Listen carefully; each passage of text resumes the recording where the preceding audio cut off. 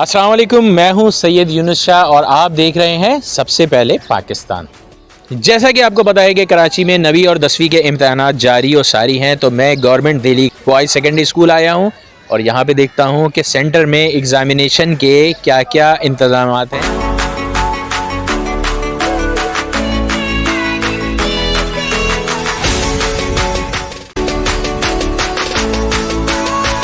Government Delhi boys secondary school Karachi बिलखुसूस district central के उन स्कूलों में शामिल है जिन्होंने बोर्ड के इम्तहानात में यहाँ के बच्चों ने पोजीशंस हासिल की हैं।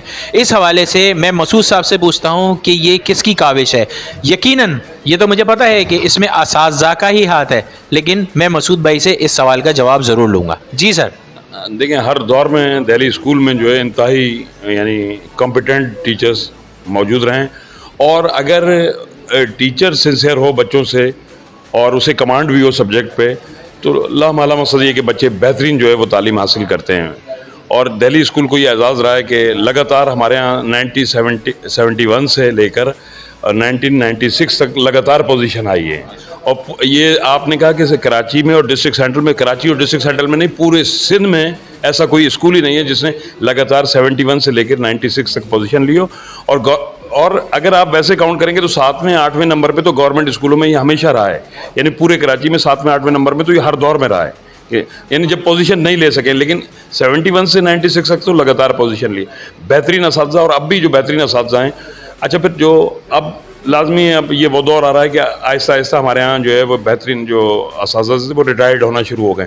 लेकिन अब ये जो नए टीचर आ रहे हैं ये भी एनर्जेटिक हैं, बहुत अच्छे हैं। ये जो आहिस्ता आहिस्ता NTS के थ्रू आ रहे हैं, ये बहुत अच्छे टीचर हैं हमारे यहाँ। बहुत शुक्रिया मसूद साहब। असल में ये इंटरव्यू करने का मकसद ये है कि गवर्नमेंट स्कूल जो कि एक वक्त था कि ज़वाल की तरफ जा रहे थे, लेकिन माशाल्लाह गवर्नमेंट की मदद से और ऐसे असातिज़ा की मदद से अब गवर्नमेंट स्कूल का एक नाम ऊपर आ रहा है। Delhi government boys secondary school तो माशाल्लाह जैसे कि सर ने बताया सन 1971 से और 1996 तक रेगुलर पोजीशन लेता चला आ रहा है, लेकिन गवर्नमेंट स्कूलों के हालात सबको ही पता है। मेरा इस प्रोग्राम करने का मकसद ये है कि गवर्नमेंट स्कूल के बारे में जो लोगों के खदशात हैं वो इंतहाई गलत हैं।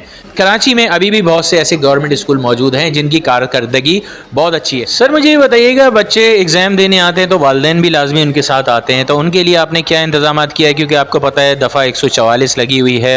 इम्तहानी सेंटर में जो हमारी मेन ग्रिल जहाँ से शुरू होती है, यहाँ तो बिल्कुल भी हम किसी को आने नहीं देते, लेकिन जो पेरेंट्स आ जाते हैं और ख़ास तौर से लेडीज़, उनको बड़े आराम से पोलाइटली, क्योंकि गर्मी भी ज़्यादा है और वो आके खड़े हो जाते हैं, तो हम उनको मेन गेट की तरफ जो है मूव कर देते हैं कि यहाँ ना खड़े हों, मेन गेट की तरफ साए में उधर खड़े हो जाएं, लेकिन अंदर की तरफ ना आए, ग्रिल की तरफ तो हम किसी को नहीं आने देते। अच्छा सर, मुझे एक सवाल आपसे बहुत अहम पूछना है, क्योंकि आप एक उस्ताद हैं और आप बच्चों को देखते हैं। आजकल क्या हर दौर में नकल का रुझान रहा है, तो असातिज़ा तो अपनी मेहनत करते हैं, स्कूल में भी असातिज़ा बहुत मेहनत से पढ़ाते हैं, तो वालिदैन के लिए आप कोई नसीहत करना चाहेंगे कि वालिदैन को अपने बच्चों के साथ किस तरह का रवैया इख्तियार करना चाहिए, या बच्चों को अपने किस तरह गाइड करें कि वो नकल से दूर होए? देखिए, ऑब्जर्वेशन ऐसा तरीका है कि अगर बच्चों को माँ बाप ऑब्जर्वेशन में रखेंगे तो बच्चा कभी भी नेगेटिव उसकी तरफ नहीं जाएगा, यानी कि किसी भी नेगेटिव थिंग की तरफ नहीं जाएगा, तालीमी हो या इसके अलावा भी कोई चीज़ हो। तो ये माँ बाप की ऑब्जर्वेशन जब कड़ी होगी, सख्त होगी, तो बच्चा बिल्कुल मेहनत भी करेगा, पढ़ेगा भी और नाम भी कमाएगा।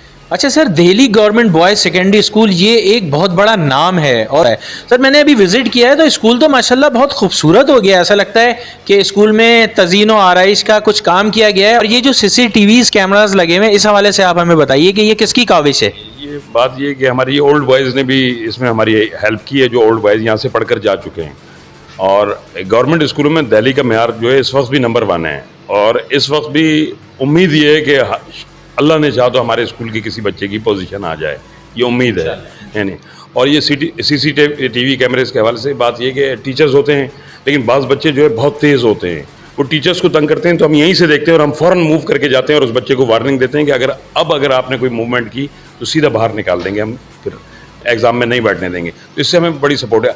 जबकि ये सेंटर शुरू होने से 2 दिन पहले कुछ कैमरे ख़राब हो गए थे, उनको हमने अर्जेंट बेसिस पर एग्ज़ाम से पहले उनको दोबारा बिल्कुल सही करा लिया, और बाहर की मूवमेंट भी चेक करते रहते हैं, कोई पेरेंट्स अंदर तो नहीं आ गए, और बच्चों को भी देखते रहते हैं कि कोई अगर वो टीचर्स को तंग कर रहे हैं तो फ़ौरन हम जाते हैं यहाँ से, मैं भी जाता हूँ और सेंटर सुपरिटेंडेंट भी जाते हैं।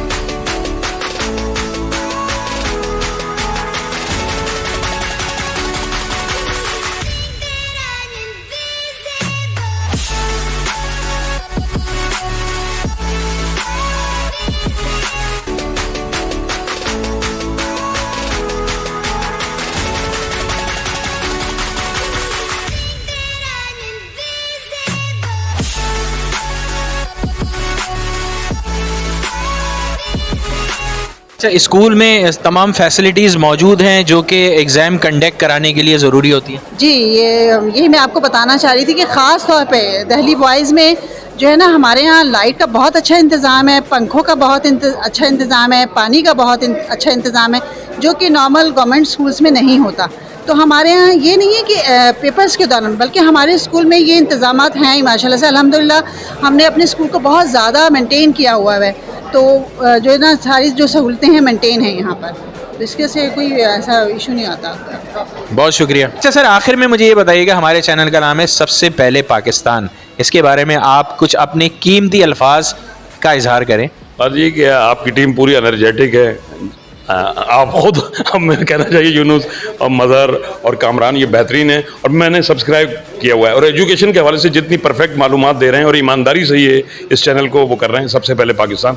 ये बड़ी खुशी की बात है कि आपके एफर्ट्स बिल्कुल सच्चे और बिल्कुल रियल पोजीशन जो बताते हैं, और इससे मुझे खुशी होती है। तो मैं तो मशवरा दूंगा टीचर्स को भी, स्टूडेंट्स को भी, कि वो सबसे पहले पाकिस्तान को सब्सक्राइब करें।